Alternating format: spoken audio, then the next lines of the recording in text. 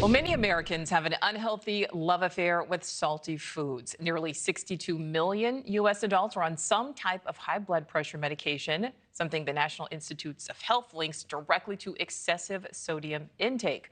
But now a new study published in the Journal of the American Medical Association suggests cutting just 1 teaspoon of salt per day has the same effect as blood pressure reducing medicines and at, of course, a much cheaper cost.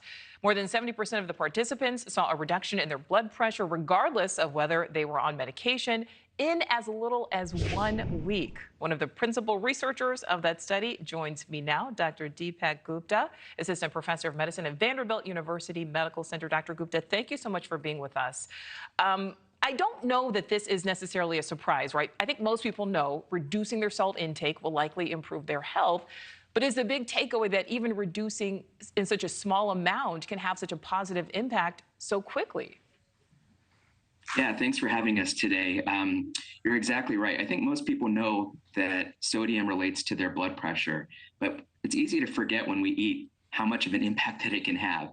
So what we did in our study is we looked at high sodium and low sodium and compared it to people's usual diet. And we saw that 1 teaspoon reduction, so 2,300 milligrams of sodium in 1 teaspoon, reducing by that amount lowered blood pressure, that top number, systolic, by 6 to 7 millimeters of mercury, which is a huge impact. It really is. It is important to note, as I was reading on this, that the study included just over 200 people. They were ages 50 to 75. So does this still apply to all of the people who fall outside of those age groups?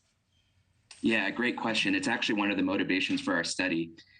Prior studies have actually looked at younger individuals, including people with high blood pressure but not on medications, and saw a similar reduction. Our study wanted to complement those prior ones and go beyond that, look at older individuals, including those that were already on medications for their blood pressure. And I think we demonstrated kind of for the first time that even if you're already on medications for blood pressure, lowering your sodium intake, you can achieve the same effect that someone that's not on medication gets. All right, Dr. Gupta, it's like you're reading my mind here. I'm not going to call anyone out, but I know a lot of people who take blood pressure medicine, and because of that medicine, they're not necessarily changing their habits because they think, hey, I maybe don't need to because I'm on this medicine. What is your best advice for those individuals?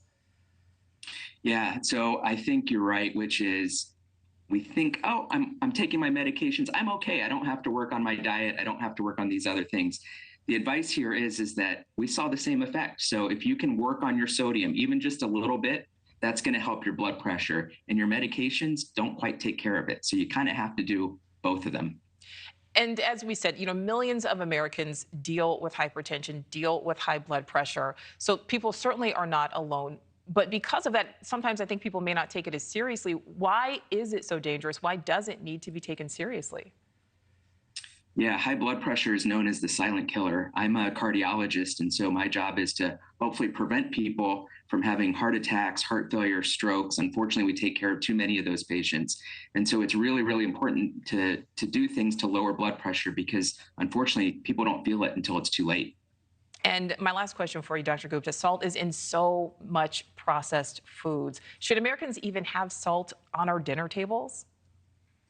It's a great question. I think it's a range. There are some people that probably don't eat that much sodium. And so if you add a little bit, probably okay. But you're right. The vast majority of the food that we have already has a ton of sodium in it. So adding more sodium is only going to make that worse. All right, Dr. Deepak Gupta, we thank you so much for your time. Thanks and happy Thanksgiving, everyone. Same to you. Thank you for watching. Go to newsnationnow.com to find NewsNation on your television provider. And don't forget to click the red subscribe button below to get more of NewsNation's fact-driven, unbiased coverage.